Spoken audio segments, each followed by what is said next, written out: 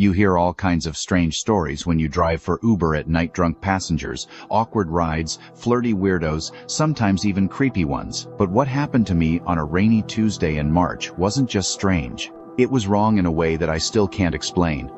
I've moved cities since then. I don't drive anymore. And sometimes I still wonder if he's in here with me somehow. It started like any other night. I had a stretch of insomnia going on, and driving gave me something to do besides lying in bed staring at the ceiling. I logged on around 9:30 p.m. and figured I'd work until maybe 2 a.m. if the rides kept coming. The weather wasn't great low. Dragging rain clouds and a mist that turned every headlight into a blur. Business was slow, but steady. I was parked near a gas station off Route 47 in Jersey, sipping on a bottle of orange Gatorade when the ping came in. Pickup. No name, cash ride. Just an address near the edge of a residential development. The pin was weird. It wasn't quite on a house, more like near a wooded shoulder. I almost declined it, but I had just filled up, and I figured if it was sketchy, I could always cancel when I got there. When I pulled up, I saw him standing in the shadows under a flickering streetlight. He was wearing a black hoodie with the hood up, dark jeans, hands in his pockets. He didn't wave. He just walked up to the passenger side and got in without a word. My windows fogged slightly from the temperature difference. He smelled like wet dirt. Not sweat, not BO, just earth.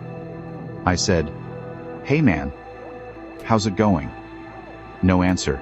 He just mumbled, "Drive straight. I'll tell you where to turn."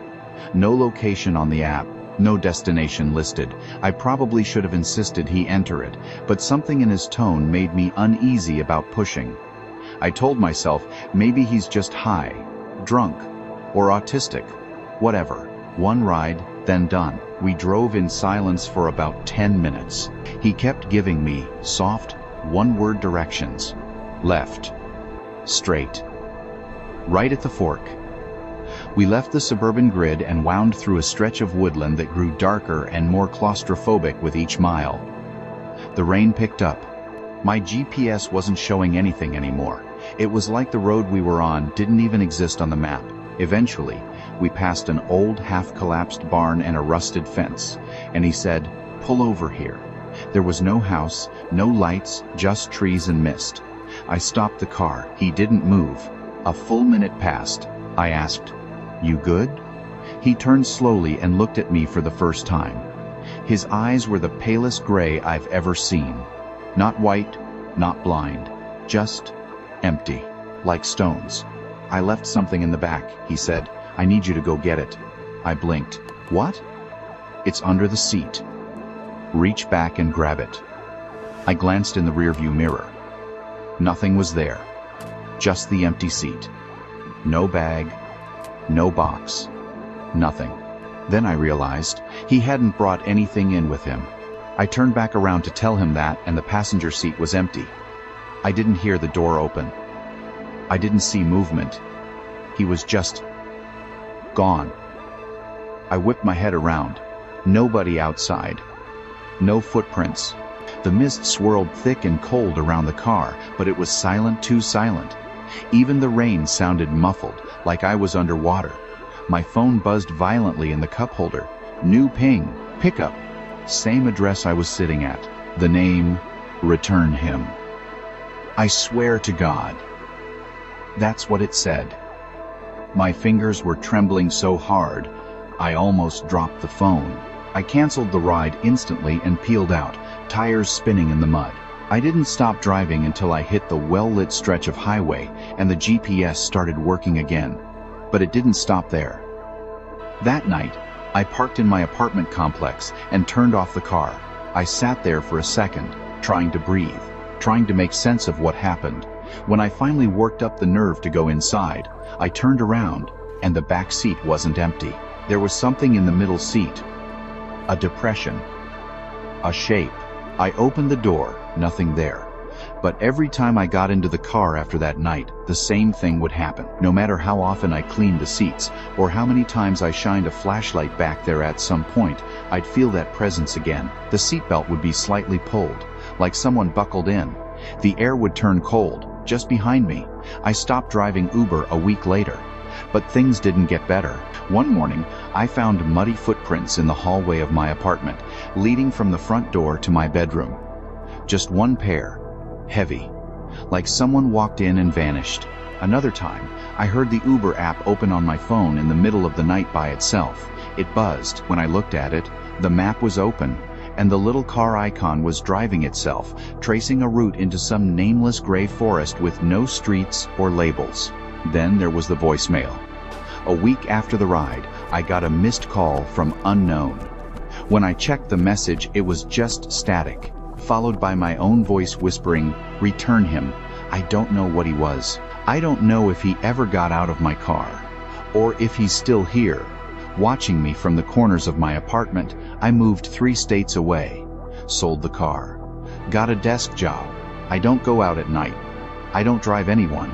And I never answer ride requests that don't list a destination, because some passengers, they don't want to go somewhere. They want to take you with them. Story 2. The Girl by the Overpass. I used to pick up late-night Uber fares in the rougher parts of town. Not because I liked the danger, nobody really does, but because that's where the money was. Surge pricing after midnight meant every ride was worth double, sometimes triple, what it would be during the day. I'd drive until 3 or 4 in the morning most weekends. It was steady cash and kept my mind off other things. Most of the time, the worst I encountered were drunk frat guys vomiting into a paper bag, or couples in the middle of screaming matches. I had pepper spray in the glove compartment and a mini bat wedged beneath the seat, just in case, but I'd never had to use either. Not until the night I picked up that girl under the overpass.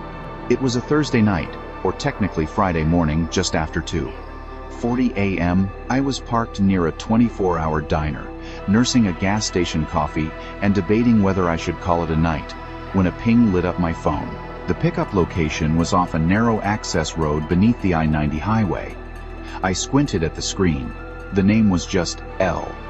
No profile pic, no rating history. The pin was dropped near a stretch of road I'd always avoided. Too many stories of people getting mugged, or worse. The place had no streetlights, and it butted up against a stretch of dead forest and some half-demolished factories from the 1950s, the kind of place that felt like a ghost or two baked into the bricks. Still, I figured someone might be stranded. I accepted. It took me maybe 10 minutes to get there. I slowed down once I passed the last working street lamp, my headlights slicing through a thick, almost greasy mist that clung to the road. The air looked warped. The only sound was the low thrum of semi-trucks roaring above me on the overpass. The rest of the world had gone quiet, eerily so. And then I saw her. She stood on the shoulder of the road, facing me. A girl, maybe 19 or 20, dressed in a thin white cotton dress that barely reached her knees. It was wet, sticking to her skin in places, and her long black hair clung to her cheeks. She wasn't moving, just standing, waiting. There was no phone in her hand, no purse, no coat. Every instinct told me to leave. I rolled down the passenger window just a crack. "Did you call an Uber?" She didn't say anything, just gave a small nod and walked around to the back seat. She got in without a word, shut the door softly, and folded her hands in her lap. Something about the way she moved. It didn't seem natural. Too smooth, too quiet. I clicked the ride as started on my phone, even though it never actually loaded the destination properly. "Where to?" I asked, glancing in the rearview mirror. She looked up at me then, and I swear to God her eyes were the emptiest things I've ever seen. Not blank like someone tired or sad, but void-like, hollow, like the space behind them didn't lead to a human brain at all. "I need to go home," she said softly. Her voice barely registered above the heater, but the words were clear. I asked for the address, and she recited one from memory, a long stretch of numbers and street names out in a rural township about 50 minutes away. I recognized the area only vaguely. It bordered some nature reserve and was mostly old farmland. I typed it into the GPS.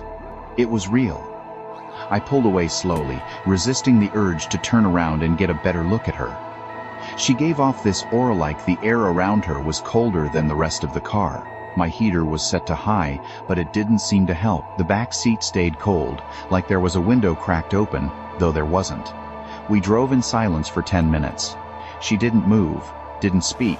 I glanced in the mirror a few times, expecting to catch her looking at her phone or out the window, but she just stared straight ahead, lips parted slightly, breathing shallow, like she was waiting. For what? I didn't know. Then she spoke again.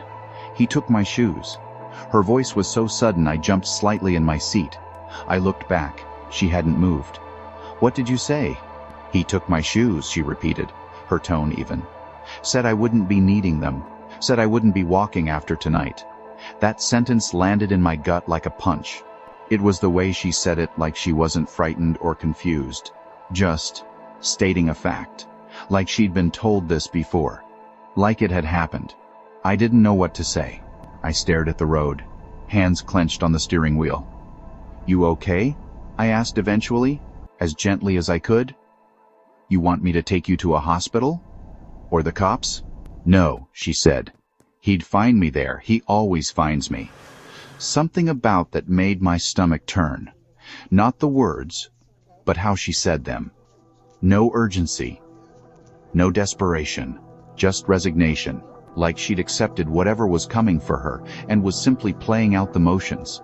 I didn't know how to respond. Every Uber driver runs into the occasional weirdo or someone mumbling to themselves after a night of partying, but this didn't feel like that. This felt calculated. Her words carried weight, like they were soaked in something heavy and old. As I kept driving, I tried not to look in the mirror too much, but it was hard not to. Something about her presence in the back seat was magnetic in a sickening way, like staring at a deep wound or a car crash. You didn't want to see it, but you couldn't look away. "I tried to run," she said after a long pause. "He caught me near the overpass, said I belonged there, said the road was part of me now." I gripped the steering wheel tighter. "Who caught you?" She didn't answer. My GPS showed we had 35 minutes left. I thought about pulling over, asking her to get out, calling the cops, anything. But something told me that wouldn't help. I felt like I'd already crossed some line just by picking her up. Like I was in it now. About 5 minutes later, I noticed something strange in the rear view. Not with her, but with the back seat itself. It was wet, not damp-soaked, like she'd climbed into my car straight from a lake. The seat cushion was visibly darkened beneath her, and water droplets beaded on the inside of the window beside her. But there hadn't been any rain that night, and I didn't hear water dripping off her when she got in. I tried to keep my voice calm. "Were you in the river?" She looked up at me slowly, and for a moment, her expression flickered. Her lips trembled like she was about to cry, but then it was gone. "I was under it," she whispered. "Not in it. Under." My skin crawled. I don't even fully understand what that meant, but my body reacted before my mind could. Goosebumps shot across my arms. I adjusted the rear-view mirror so I didn't have to see her anymore. The next 20 minutes were tense.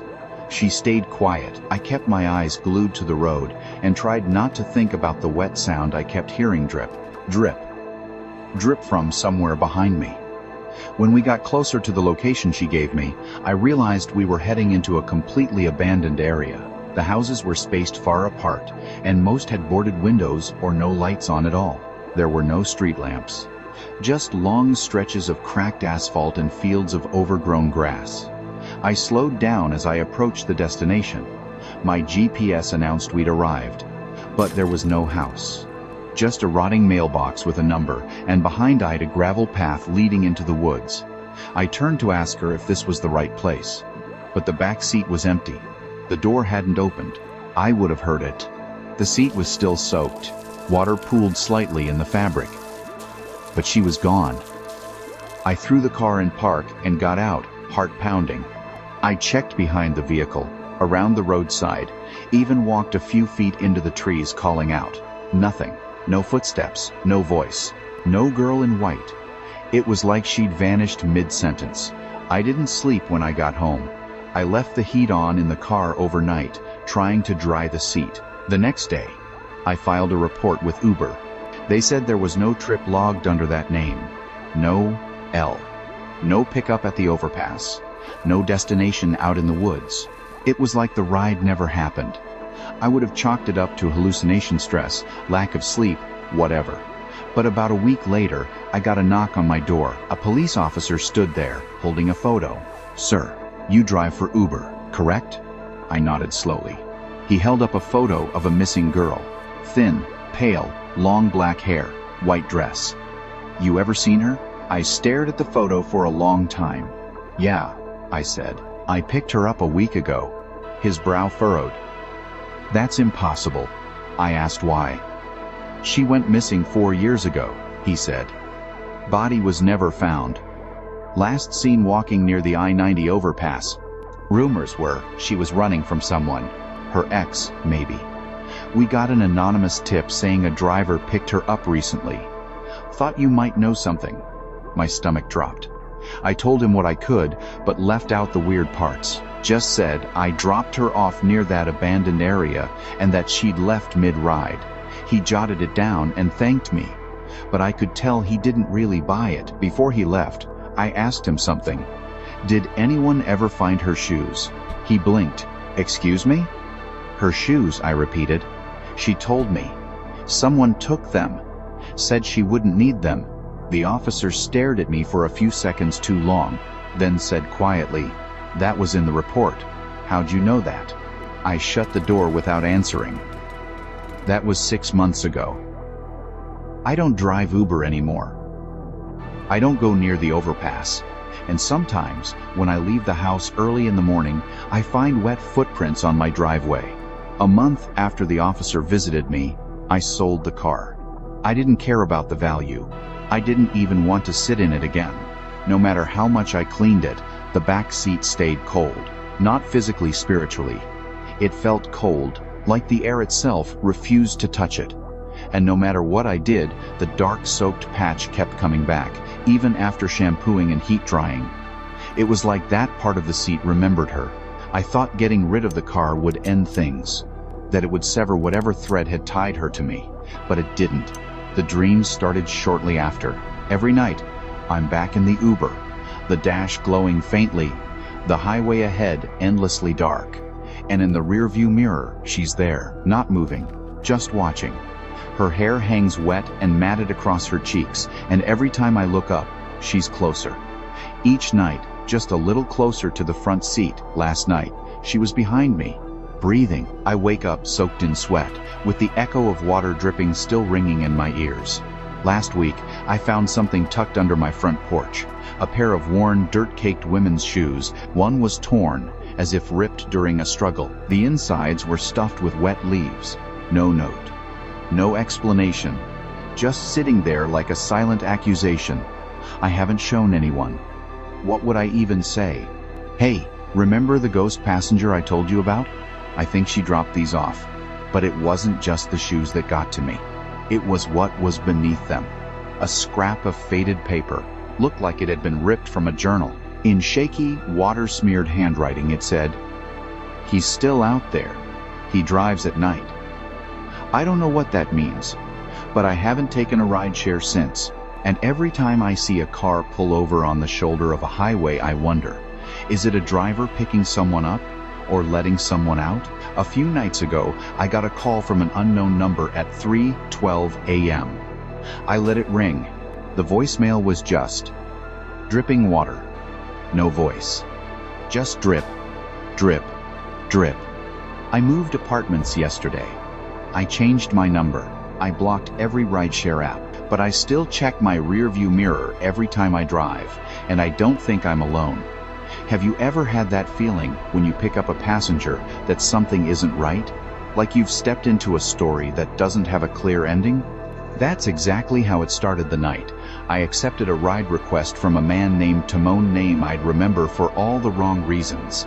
It was early October, a Friday, around 11:45 p.m. The city was quiet, the kind of silence that settles just before the weekend chaos kicks in. My phone buzzed with a ride request from a neighborhood on the edge of town, near an old industrial park. Not many people lived there, and the few who did kept to themselves.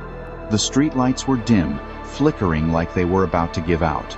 When I arrived, the street was empty except for one figure standing beneath a weak lamp. A man in his mid-30s, scruffy beard, threadbare hoodie, and worn jeans. His shoulders were slumped like he carried the weight of the world. I rolled down my window and called his name. "Tom?" He nodded silently and opened the door to get in the back seat. The air inside the car instantly felt colder. He didn't smile or make eye contact, just settled into his seat with his hands folded on his lap. I asked, "Where to?" He gave me a vague address, somewhere on the other side of town, near a residential area bordering a large wooded park. I punched it into the GPS. I'd never been to that neighborhood before. The ride started quietly. Tom never said a word, just stared out the window, eyes empty and unfocused. It was the kind of gaze that chills you because it feels like it's looking through you. I tried to keep the conversation going, asking about his day, the neighborhood, anything. Nothing. He just kept staring. After about 15 minutes, the temperature inside the car dropped suddenly. My breath fogged up the windshield, even with the heater cranked to max. I looked at Tom in the rearview mirror. His skin looked almost translucent in the dim light, like a shadow of a person. Then, he whispered, "I can't get out." His words hit me like a punch. I blinked hard, not sure if I'd heard him right. "What do you mean, you can't get out?" I asked, trying to keep my voice steady. He turned slowly to look at me in the rearview mirror, eyes dark and serious. "I'm trapped between rides, between places. Every time the car stops, I think it's over. But it's never over." I swallowed hard, my hands tightening on the steering wheel. The streetlights outside started to blur and stretch, distorting into twisted shapes. "Trapped how? Like stuck in a loop?" I asked, heart pounding. Tom nodded. "Exactly. I keep ordering rides, trying to get somewhere, but every time it brings me back here. To this car. This ride. This endless trip." A shiver ran down my spine. The radio flickered to static. Then a voice whispered so softly I almost didn't hear it. "Next stop, forever." I slammed on the brakes, the car screeching to a halt on a deserted road lined with dead, twisted trees. Tom's figure began to fade, his edges blurring into mist. His last words echoed through the silence, chilling me to the bone. "Don't get in. Don't stay. Don't drive." I didn't wait a second longer. I threw the door open and bolted into the night, my heart hammering so loud I thought it might burst through my chest. The engine was still running behind me, the keys left in the ignition like I'd abandoned everything. The silence of that empty road was crushing. No birds, no distant cars, just the cold whisper of wind threading through the dead branches. The next day, I tried to shake off what happened. But nothing made sense. I checked with Uber. No record of any ride or passenger named Tom that night. The address he gave? Just an empty lot that had been abandoned for years. The city felt different after that. Shadows seemed longer, darker. At night, I caught fleeting glimpses in my rear-view mirror shapes that disappeared when I blinked. And sometimes, I swear I hear a faint voice whispering from the back seat, inviting me to get in. I quit driving that night. I still jump at every car that pulls up behind me. And every time my phone buzzes with a ride request, I think of Tom and what he said. How his fare didn't end. I don't know what that ride was, or if he was real, but one thing's certain. Some rides don't have destinations. Some fares don't end. And some passengers never really leave.